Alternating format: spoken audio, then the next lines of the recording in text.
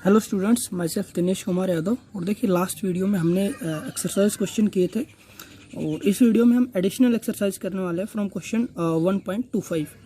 So the question is oil drop of 12 excess electron is held stationary under a constant electric field of 2.5 into 10⁴ newton per coulomb. तो देखिए क्या है, जो Millikan oil drop experiment है, ठीक है, तो इसके अंदर क्या किया हुआ है कि यहाँ पर एक ऑयल ड्रॉप है जो कि स्टेशनरी है, ठीक है, इतनी इलेक्ट्रिक फील्ड के अंदर यहाँ पर रखी हुई है, बिल्कुल स्टेशनरी है। And the density of oil is this, estimate the radius of the drop. तो हमें उस ड्रॉप की रेडियस निकालनी है। तो सबसे पहले देखिए क्वेश्चन में क्या दिया हुआ है। So first of all N, that is number of electrons, ठीक है। तो ये है हमारे पास 12 इलेक्ट्रॉन है।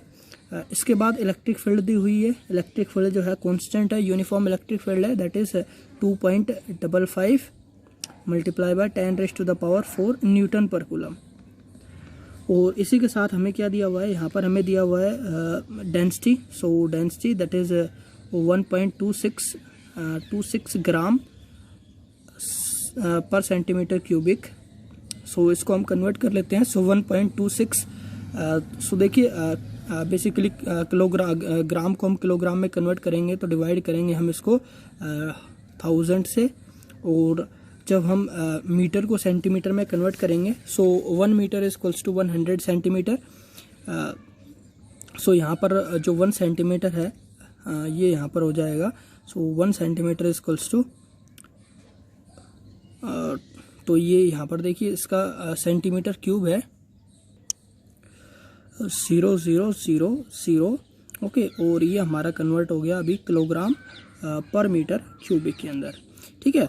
और यहाँ पर ये कितना आ जाएगा। सो this will B, density will be 1.26 multiply by 10⁻³ kilogram पर मीटर क्यूबिक, ओके। तो ये डेंसिटी हो गई। इसके साथ और हमें क्या दिया हुआ है, हमें जी की वैल्यू दी हुई है, acceleration due to gravity, that is 9.81 metre per second square.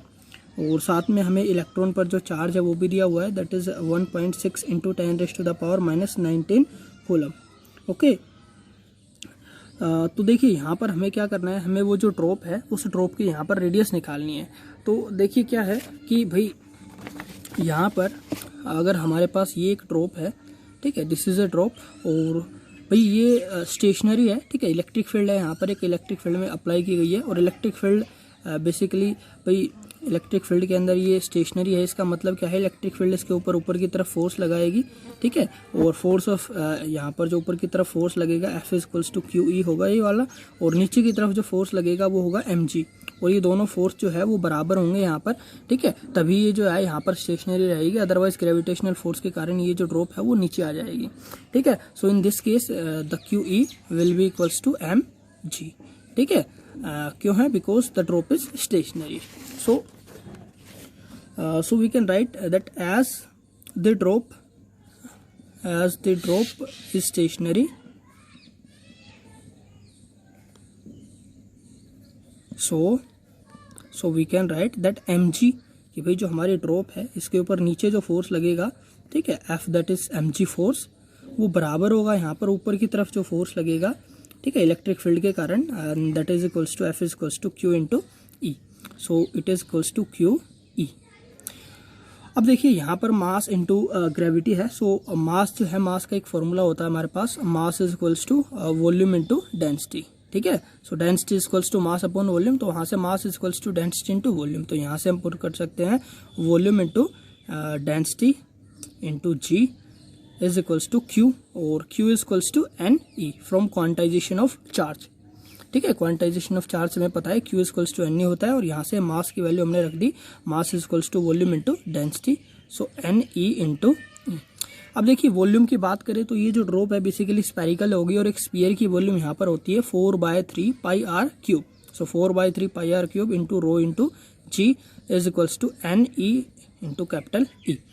अब यहाँ पर हमें देखिए रेडियस निकालनी है। So r³ is equals to 3NE capital E divided by 4 rho into g, और यहाँ से हम R निकालेंगे। So R will be equals to 3N, R यहाँ पर हो जाएगा 3NE capital E divided by 4 pi rho g और इसकी पावर 1/3। ओके, अब देखिए ये जो सारी वैल्यूज है ये हमें पहले से दी हुई है, तो इनको पुट करके हम यहाँ से आर निकाल सकते हैं। सो आर इक्वल्स टू 3 एन, यहाँ पर नंबर ऑफ ड्रॉप्स है और हमारे पास नंबर ऑफ ड्रॉपलेट्स कितने हुए कि सॉरी एन यहाँ पर नंबर ड्रॉप नहीं, एन यहाँ पर है number of electrons. So number of electron हमारे पास है 12 electrons. So 3 into 12 multiply by e is the charge on electron, that is 1.6 into 10⁻⁻19। So 1.6 into 10⁻⁻19 coulomb multiply by e. और इलेक्ट्रिक फील्ड जो है, इलेक्ट्रिक फील्ड की value यहाँ पर हमको दी हुई है 2.5 into 10⁻⁴। So 2.5 into 10⁻⁴ divided by 4। पाई की वैल्यू यहाँ पर दी हुई है 3.14 मल्टीप्लाई बाय डेंसिटी जो है वो हमने निकाली है, डेंसिटी हमारे पास है 1.26 इंटू 10⁻³ मल्टीप्लाई बाय जी, जी की वैल्यू है 9.81। ओके, सो ये सारी वैल्यूज़ है और ये हमने यहाँ पर पुट कर दी। और जब हम इसको सोल्व करेंगे तो जो रेडियस है वो हमारे पास आ जाएगी 9.81 multiply by 10⁻⁻7 metre. So this is the radius of the droplet, जो हमारी ड्रॉपलेट है उसकी यहाँ पर इतने रेडियस है। Okay, so move forward to the next question, that is which among the curve show in figure 1.35 cannot possibly represent electrostatic field lines। कि भाई यहाँ पर हमें कुछ फिगर्स दिए हुए हैं और आपको बताना है कि इनमें से कौन से जो है वो इलेक्ट्रिक फील्ड लाइन या इलेक्ट्रोस्टैटिक फील्ड लाइन को रिप्रेजेंट नहीं करते। ठीक है, सो देखिए वन बाय वन बात करते हैं। तो सबसे पहले ये हमारा ए फिगर है। सो दिस इज ए कंडक्टर, ठीक है, और ये कंडक्टर पर पॉजिटिव चार्ज है जो कि डिस्ट्रीब्यूट हुआ है।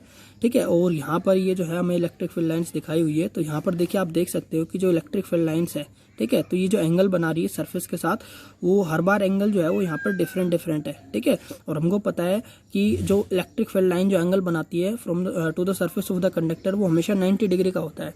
ठीक है, सो ये जो एंगल है ये हमेशा 90 डिग्री का होना चाहिए। जैसे यहाँ देखिए, यहाँ ये जो एंगल है, यहाँ ये एंगल 90 डिग्री का नहीं है।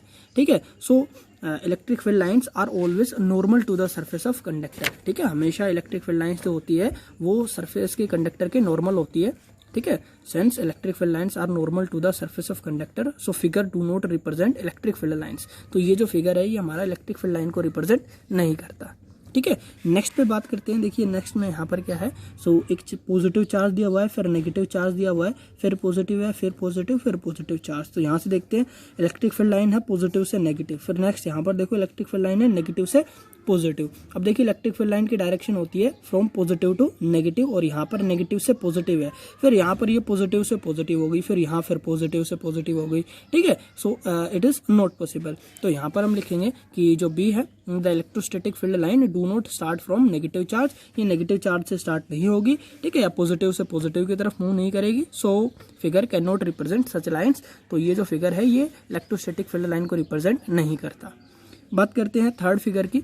सो यहाँ पर देखिए इस फिगर में हमें यहाँ पर देखिए पॉजिटिव चार्ज दिया हुआ है, एक दूसरा भी पॉजिटिव चार्ज है। तो पॉजिटिव चार्ज के कारण जो फील्ड लाइंस होती है वो जस्ट इसी तरह से होती है। ठीक है, तो यहाँ पर रिपल्शन होता है, रिपल्शन के कारण ठीक है ये बीच में जो लाइंस है वो इस तरीके से दिखाई देती है लैटरल प्रेशर के कारण। So the figure represent the electrostatic field lines. तो ये जो फिगर है, ठीक है, सी जो है the figure represent electrostatic field lines. तो ये इलेक्ट्रोस्टैटिक फील्ड लाइन को रिप्रेजेंट करता है। नेक्स्ट देखिए डी। तो यहाँ पर देखिए यहाँ पर 3 पॉजिटिव चार्ज है और इलेक्ट्रिक फील्ड लाइन जो है वो रिप्रेजेंट की हुई है। तो यहाँ पर देखिए ये जो इलेक्ट्रिक फील्ड लाइन है ये एक दूसरे को इंटरसेक्ट कर रही है। ठीक है, और ये बेसिकली एक प्रॉपर्टी होती है इलेक्ट्रोस्टैटिक फील्ड लाइन की कि ये कभी भी एक दूसरे को इंटरसेक्ट नहीं करती। ठीक है, तो ये जो डी फिगर है ये इलेक्ट्रोस्टैटिक फील्ड लाइन को रिप्रेजेंट नहीं करता। सो as no two electrostatic field line intersect each other, so figure do not represent such lines। ठीक है, सो ये इलेक्ट्रिक फील्ड लाइन को रिप्रेजेंट नहीं करता। देखिए लास्ट फिगर की और बात कर लेते हैं। तो इसके अंदर क्या है, इसके अंदर यहाँ पर देखिए एक ये वाला कंडक्टर है जिस पर पॉजिटिव चार्ज है, एक दूसरा कंडक्टर है जिस पर नेगेटिव चार्ज है। दोनों के कारण इलेक्ट्रिक फील्ड लाइंस दिखाई दे रही है और पॉजिटिव से नेगेटिव भी है। बट यहाँ पर सेंटर में देखिए यहाँ पर क्या है कि ये जो फील्ड लाइंस है वो यहाँ से स्टार्ट हो रही है और यहीं पर आके इसमें एक पूरा लूप बना रही है यहाँ पर। ठीक है, और आपको पता है कि जो इलेक्ट्रिक फील्ड लाइंस होती है वो पॉजिटिव से नेगेटिव होती है, वापस फिर नेगेटिव से पॉजिटिव नहीं होंगी।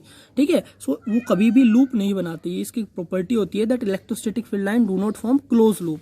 ठीक है, सो electrostatic field line do not form closed loop, so figure cannot represent electrostatic field line. तो ये जो हमारा फिगर है ये फील्ड लाइन को रिप्रेजेंट नहीं करता. Okay, so move forward to the next question. So the question is, in a certain region of space, electric field is along z axis throughout. The magnitude of electric field is however not constant but increase uniformly along the positive z direction. कि भाई देखिए क्या है कि electric field जो है वो हमें दी हुई है along z direction. So suppose this is z axis, ठीक है, ये जो है ये हमारा z एक्सिस हो गया और ये पॉजिटिव z एक्सिस, और यहाँ पर इधर जो है ये इधर हमारा नेगेटिव z एक्सिस हो जाएगा.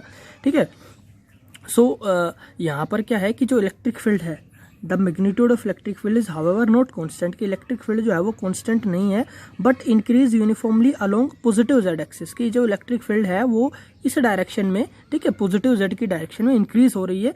ठीक है, इंक्रीज होती जा रही है. तो इलेक्ट्रिक फील्ड यहाँ पर कांस्टेंट नहीं है. जैसे ही आप इधर मूव करोगे नेगेटिव से पॉजिटिव एक्सिस की तरफ, तो जो इलेक्ट्रिक फील्ड है उसका मैग्नीट्यूड बढ़ता जाएगा यहाँ पर. ठीक है, और कांस्टेंट नहीं है, इंक्रीज हो रही है along the positive z direction, positive z direction के along, and at a rate of 10⁻⁵ newton per coulomb per metre. तो इतने रेट के साथ यहाँ पर जो है हमारी इलेक्ट्रिक फील्ड इंक्रीज हो रही है. तो ये देखिए ये क्या है, ये हमें दिया हुआ है DE डिवाइडेड बाय DZ, कि z एक्सिस पर जब आप मूव करोगे तो जो इलेक्ट्रिक फील्ड में जो चेंज होगा, ठीक है, वो यहाँ पर दिया हुआ है. So change in electric field with respect to z axis, that is 10⁻⁵ newton per coulomb metre. ठीक है, इतना कूलम मीटर जो है, मतलब 1 मीटर अगर आप मूव करोगे तो जो इलेक्ट्रिक फील्ड है वो 10⁻⁵ न्यूटन पर कूलम बढ़ जाएगी. ठीक है, इधर z एक्सिस की तरफ जाने पर.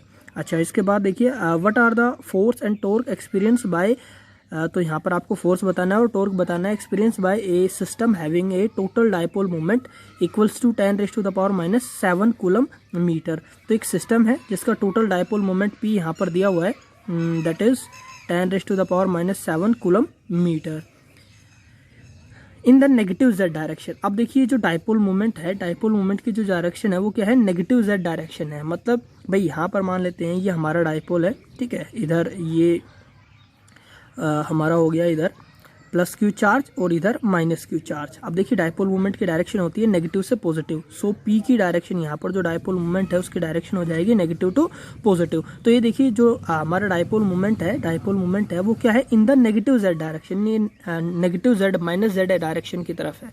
ठीक है, इसका मतलब प्लस चार्ज यहाँ होगा और माइनस चार्ज यहाँ होगा. अब ये जो डिस्टेंस है इसको हम मान लेते हैं dz जो है वो ये डायपोल जो है, डायपोल की लेंथ है, बहुत ही स्मॉल लेंथ है dz. ठीक है, अब इलेक्ट्रिक फील्ड की बात करें तो भाई किसी भी इस चार्ज के ऊपर यहाँ पर हम इलेक्ट्रिक फील्ड मान लेते हैं DE. ठीक है, यहाँ पर इलेक्ट्रिक फील्ड है DE. ठीक है, और जब यहाँ से यहाँ जाएंगे तो इलेक्ट्रिक फील्ड में यहाँ पर कुछ इंक्रीज होगा. ठीक है, सो D नहीं, इसको E मान लेते हैं. यहाँ पर इलेक्ट्रिक फील्ड E है तो यहाँ पर हम जाएंगे तो इलेक्ट्रिक फील्ड जो है वो कुछ इंक्रीज हो जाएगी और स्मॉल इंक्रीज होगा. सो E प्लस DE मान लेते हैं. ठीक है, कि यहाँ पर जो इलेक्ट्रिक फील्ड है वो E है और यहाँ पर इलेक्ट्रिक फील्ड हो जाएगी, जब हम यहाँ से यहाँ जाएंगे तो इंक्रीज हो जाएगी along positive z axis. So electric field will be E plus DE. Okay, अच्छा अब देखिए हमको क्या करना है, हमको यहाँ पर इलेक्ट्रिक फोर्स निकालना है. तो फोर्स निकालेंगे हम यहाँ पर. सो फोर्स देखिए क्या हो जाएगा. सो सबसे पहले माइनस Q चार्ज और प्लस Q चार्ज दोनों पे अगर हम फोर्स की बात करें तो भाई इलेक्ट्रिक फील्ड के कारण किसी भी चार्ज के ऊपर फोर्स लगता है तो यहाँ पर ही माइनस Q चार्ज. अब माइनस Q चार्ज के ऊपर यहाँ पर ज़्यादा फोर्स लगेगा क्योंकि यहाँ पर ज़्यादा इलेक्ट्रिक फील्ड होगी. फोर्स का फॉर्मूला होता है F is equals to QE होता है. ठीक है, सो यहाँ पर जितनी ज़्यादा इलेक्ट्रिक फील्ड होगी उतना ज़्यादा फोर्स लगेगा. यहाँ ज़्यादा इलेक्ट्रिक फील्ड है तो यहाँ ज़्यादा फोर्स लगेगा और यहाँ कम फोर्स लगेगा. तो ज़्यादा वाले फोर्स में से कम वाले फोर्स को हम माइनस कर देंगे तो नेट फोर्स यहाँ पर हमें मिल जाएगा. सो यहाँ पर देखिए QE. सो चार्ज है हमारा Q. ठीक है, और इलेक्ट्रिक फील्ड है E प्लस DE. ठीक है, वहीं पर इधर बात करें सो माइनस चार्ज हमारा Q, इलेक्ट्रिक फील्ड है E. सो नेट फोर्स क्या आ जाएगा, net force will be QE plus Q into DE minus QE, और यहाँ पर F कितना हो जाएगा, Q इंटू DE. अब देखिए क्या करते हैं, इसको हम DZ से डिवाइड कर देते हैं और इसको हम DZ से ही मल्टीप्लाई कर देते हैं. तो यहाँ पर क्या होगा, इसको हम लिख सकते हैं F is equals to DZ into Q.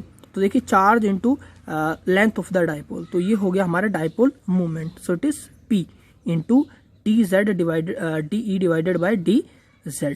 Okay, तो इस तरीके से यहाँ पर हम नेट फोर्स निकाल सकते हैं। और ये जो नेट फोर्स होगा ये किस तरफ लगेगा, ये बेसिकली इस तरफ लगेगा, नेगेटिव जेड एक्सिस की तरफ। ठीक है, इधर ज्यादा फोर्स लगेगा, इधर कम फोर्स लगेगा, तो ये जो इलेक्ट्रिक डायपोल है ये इधर मूव करेगा जिधर इसका डायपोल मूवमेंट की डायरेक्शन है। तो यहाँ पर हम इलेक्ट्रिक फोर्स निकाल सकते हैं। इसका मैग्नीट्यूड कितना आ जाएगा, so F equals to P, P दिया हुआ है 10⁻⁻⁷ multiply by DE by DZ हमें दिया हुआ है 10⁻5। ठीक है, और यहाँ पर इसको हम सोल्व कर लेते हैं। सो ये हो गया हमारे पास 10⁻⁻2 10⁻⁻2 न्यूटन। ओके, सो फोर्स हमारे पास कितना आ गया, फोर्स इक्वल्स टू 10⁻⁻2 न्यूटन। ये फोर्स लगेगा। ठीक है, और ये कहाँ लगेगा, अलोंग नेगेटिव जेड एक्सिस। ठीक है, अच्छा, और देखिए साथ में हमें क्या निकालना है, टॉर्क निकालना है।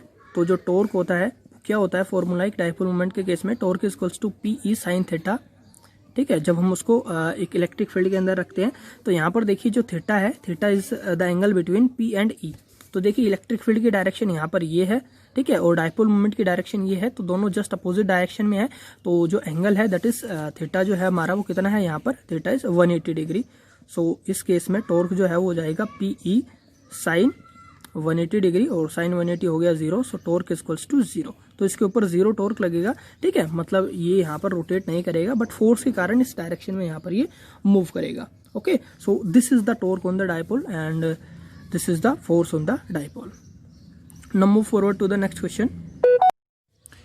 So the question is, a conductor A with a cavity as shown in figure 1.26 is given a charge Q. Show the entire charge must appear on the outer surface of the conductor. तो देखिए ये क्या है, ये हमारे पास figure A दिया हुआ है, इसमें ये चार्ज है। ठीक है, और ये हमारा एक कंडक्टर है ए, और ये देखिए जो कंडक्टर है ये अंदर से बिल्कुल होलो है, खाली है। ठीक है, तो इस तरह का हमारे पास एक कंडक्टर है, इसके ऊपर क्यू चार्ज यहाँ पर दिया हुआ है। और पूछा है कि भाई जब हम इस क्यू चार्ज को देंगे तो आपको बताना है कि किस तरीके से ये जो चार्ज है पूरी सरफेस के ऊपर डिस्ट्रीब्यूट हो जाएगा और अंदर कोई भी चार्ज नहीं रहेगा। ठीक है, अंदर यहाँ पर कोई चार्ज नहीं रहेगा, ये आपको यहाँ पर शो करना है। ठीक है, सो ये हमारा बेसिकली कंडक्टर है। ठीक है, ये कंडक्टर है और क्यू इसके ऊपर चार्ज है। तो क्या होगा कि भाई ये इसके अंदर जो है, ये जो स्पेस है ये बेसिकली कैविटी है, और हम ये जो है इस सरफेस को मान लेते हैं दिस इज गॉसियन सरफेस। ठीक है, या फिर इसके अलावा भी आप कहीं भी कोई एक गॉसियन सरफेस मान सकते हैं। ठीक है, क्लोज्ड होनी चाहिए, 3 डायमेंशनल होनी चाहिए, हम गॉसियन सरफेस यहाँ पर कंसिडर कर सकते हैं। सो गॉसियन सरफेस हमने कंसिडर कर लिया। अब हम यहाँ पर क्या करेंगे, consider a Gaussian surface inside the conductor and so according to the Gauss theorem that closed integral of E dot ds is equals to Q inside divided by epsilon naught. कि भाई जो टोटल चार्ज होता है उसका surface integral, ठीक है, वो बराबर होता है सरफेस के अंदर जो चार्ज होता है डिवाइडेड बाय एप्सिलॉन नॉट। ये हमारा गॉस लॉ बोलता है। अब हम यहाँ पर जानते हैं कि that electric field inside a charge conductor is 0, कि कैसा भी हमारा कंडक्टर हो उसके अंदर जो इलेक्ट्रिक फील्ड होती है वो हमेशा 0 होती है। ठीक है, अब since inside the electric field 0 है, इसका मतलब E यहाँ पर 0 होगा, और E 0 हो गया, इसका मतलब जो Q है वो 0 होगा। सो Q inside is 0, it means charge inside the conductor is 0, और अंदर चार्ज नहीं है, मतलब कहाँ है चार्ज, इसका मतलब चार्ज कहाँ है, चार्ज जो है वो आउटर सरफेस के ऊपर है। ठीक है, सो जितना भी यहाँ पर चार्ज है, all the charge appear on the outer surface of the conductor. सारा चार्ज यहाँ पर entire charge Q appear on the outer surface of the conductor, सारा चार्ज जो है वो बेसिकली कंडक्टर के सरफेस के ऊपर आ जाएगा। ओके, नेक्स्ट इसका यहाँ पर बी पार्ट दिया हुआ है that another conductor be with charge small q is inserted into the cavity. अब एक दूसरा यहाँ पर हमारे पास कंडक्टर है b, देखिए छोटा सा कंडक्टर ले रखा है यहाँ पर b। इस कंडक्टर को क्या है, इसकी कैविटी के अंदर डाला गया है। ठीक है, और इस तरीके से डाला गया है दैट इंसुलेटेड फ्रॉम a, कि ये जो a से टच ना हो यहाँ पर बिल्कुल भी। ठीक है, a के साथ ये टच में नहीं है, बिल्कुल यहाँ पर अलग है। And show that the total charge on the outer surface of A, की जो ए है हमारा, ए कंडक्टर है, ठीक है, इसकी आउटर सरफेस पे जो चार्ज है वो q प्लस स्मॉल q हो जाए। ठीक है, ये हमको शो करना है। तो देखिए क्या है इस क्वेश्चन में कि भाई ये हमारा पहले से हमारे पास एक कंडक्टर था ए, इसके अंदर हमने छोटा सा कंडक्टर और डाल दिया बी। ठीक है, और ये इस तरीके से डाला है कि ये जो कंडक्टर है ये बेसिकली दोनों एक दूसरे को टच ना करे। अब इसके ऊपर यहाँ पर प्लस क्यू चार्ज है। ठीक है, सो देखिए इसके ऊपर पहले से जो है क्यू चार्ज यहाँ पर दिया हुआ था, ठीक है, और हमको बताना है जो टोटल चार्ज हो जाएगा इसके सरफेस पे हो जाएगा Q प्लस Q। अब देखिए मान लेते हैं यहाँ पर ये प्लस Q चार्ज है, ठीक है, यहाँ पर क्या है कुछ इसके ऊपर कुछ चार्ज पहले से है, प्लस Q चार्ज है जो कि दिया हुआ है। तो क्या होगा, इंडक्शन के कारण इसकी जो अंदर वाली सरफेस है, अंदर वाली सरफेस पे यहाँ पर ड्यू टू इंडक्शन यहाँ पर माइनस चार्ज इंड्यूस हो जाएगा। और कितना इंड्यूस होगा, ये माइनस Q ही चार्ज यहाँ पर इंड्यूस हो जाएगा, ठीक है, इस चार्ज के कारण इतना चार्ज यहाँ पर इंड्यूस हो जाएगा माइनस Q चार्ज। और भाई अब जितना चार्ज यहाँ पर आया उतना ही प्लस Q चार्ज इसके अपोजिट आउटर सरफेस पर इंड्यूस होगा, ठीक है। तो यहाँ पर ये जो आउटर सरफेस है, इस सरफेस के ऊपर कितना चार्ज इंड्यूस हो जाएगा, इसके ऊपर यहाँ पर प्लस स्मॉल Q चार्ज यहाँ पर इंड्यूस हो जाएगा। और पहले से इस सरफेस पे कितना चार्ज था, पहले यहाँ पर Q चार्ज था और अभी प्लस Q चार्ज यहाँ पर इस पे और इंड्यूस हो गया है। तो टोटल चार्ज कितना हो गया, Q plus Q। Okay, so total charge जो है इसके आउटर सरफेस पे कितना हो जाएगा, Q plus Q। So conductor B carrying a charge plus Q inserted in the cavity induce minus Q charge on the inner surface of the conductor A, ठीक है, minus Q charge यहाँ पर surface के अंदर वाली जो surface है यहाँ पर इंड्यूस हो जाएगा and plus Q charge induce on the outer surface of the conductor. Plus Q charge यहाँ पर बाहर की तरफ इंड्यूस हो जाएगा क्योंकि जितना नेगेटिव चार्ज यहाँ पर आया उतना ही पॉजिटिव चार्ज यहाँ पर आ जाएगा, ठीक है। एंड द टोटल चार्ज जो हो जाएगा on the conductor B would become Q plus capital Q। जो टोटल चार्ज है वो हो जाएगा यहाँ पर Q plus capital Q plus small q। Okay, so this is the total charge on the outer surface of the conductor. Next part में हमको यहाँ पर इसमें पूछा है that a sensitive instrument is to be shielded from the strong electrostatic field in its environment suggest possible way. अब हमको एक सेंसिटिव इंस्ट्रूमेंट है उसको यहाँ पर प्रोटेक्ट करना है, ठीक है, इलेक्ट्रिक फील्ड से। तो किस तरीके से हम उसको प्रोटेक्ट कर सकते हैं, तो भाई यहाँ पर क्या है कि भाई एक कंडक्टर है, कंडक्टर के जो अंदर जो इलेक्ट्रिक फील्ड होती है, जो कैविटी होती है, वहाँ पर इलेक्ट्रिक फील्ड जीरो होती है। तो यहाँ पर अगर हम कोई भी अगर एक इंस्ट्रूमेंट प्लेस कर देंगे तो इलेक्ट्रिक फील्ड का उसके ऊपर कोई इफेक्ट नहीं पड़ेगा। सो यही बेसिकली इलेक्ट्रोस्टैटिक शील्डिंग होती है। सो यहाँ पर हमारा आंसर होगा to shield an instrument we must put it in the metallic cavity. तो किसी भी इंस्ट्रूमेंट को यहाँ पर हमको उसको शील्ड करने के लिए, सेव करने के लिए हमको मेटेलिक कैविटी के अंदर उसको प्लेस करना पड़ेगा। Okay, so the next question is a hollow charge conductor has a tiny hole cut into its surface and show that the electric field in the hole is sigma divided by 2 epsilon naught vector n, where n is normal unit vector in the outward normal direction and sigma is the surface charge density near the hole। देखिए क्या है कि हमारे पास एक conductor है, तो एक होलो conductor है, होलो चार्ज कंडक्टर है। तो ये हम यहाँ पर एक कंडक्टर मान लेते हैं, ठीक है, this is a hollow charge conductor. तो इस कंडक्टर पे भाई यहाँ पर एक छोटा सा होल कट किया गया है, ठीक है। तो मान लेते हैं छोटा सा होल यहाँ पर कट कर दिया गया है, ठीक है, ds यहाँ पर इसका एरिया है। तो ये होल यहाँ पर कट कर दिया गया है और इस होल के कट करने के कारण इसके जस्ट अबोव एक पॉइंट है, ठीक है, या इसके ऊपर ही मान लेते हैं यहाँ पर कोई पॉइंट P है, मान लेते हैं हम। इस पॉइंट P पर जो इलेक्ट्रिक फील्ड इंटेंसिटी है वो यहाँ पर हमको बतानी है, that is sigma divided by 2 epsilon not. यहाँ पर जो है वो इलेक्ट्रिक फील्ड इंटेंसिटी यहाँ पर होगी, ये यहाँ पर हमको प्रूव करना है, ठीक है, कि जब हम इसमें से होल कट कर देंगे तो इलेक्ट्रिक फील्ड जो है वो यहाँ पर इतनी होगी। So this is we have to prove. तो इसके बाद देखिए, इससे पहले हम मान लेते हैं कि जब यहाँ पर कोई होल नहीं था, उस केस में, अगर यहाँ पर कोई होल नहीं है तो उस केस में क्या है, उस केस में जो इलेक्ट्रिक फील्ड इंटेंसिटी है, ठीक है, तो गॉस थ्योरम का यूज करके हम इलेक्ट्रिक फील्ड इंटेंसिटी निकाल सकते हैं इस पॉइंट P पर। और जो इलेक्ट्रिक फील्ड इंटेंसिटी है वो क्या आएगी, sigma divided by epsilon not unit vector n, ठीक है। ये इलेक्ट्रिक फील्ड यहाँ पर आएगी जब यहाँ पर कोई होल नहीं होगा, ठीक है। इसको हम प्रूव कर सकते हैं, गॉस थ्योरम का यूज करके इसको हम निकाल सकते हैं, ठीक है। सो ये इलेक्ट्रिक फील्ड यहाँ पर होगी। अब देखिए जैसे ही, अब ये जो इलेक्ट्रिक फील्ड है ना यहाँ पर, ये इलेक्ट्रिक फील्ड बेसिकली कहाँ से आती है, देखिए क्या है कि भाई यहाँ पर ये जो इसका एरिया है, ठीक है, यहाँ है। तो यहाँ से क्या होगा कि भाई अगर यहाँ पर जैसे पॉजिटिव चार्ज है तो पॉजिटिव चार्ज इसके ऊपर, तो पॉजिटिव चार्ज के कारण इलेक्ट्रिक फील्ड हो गई यहाँ पर अवे फ्रॉम द चार्ज।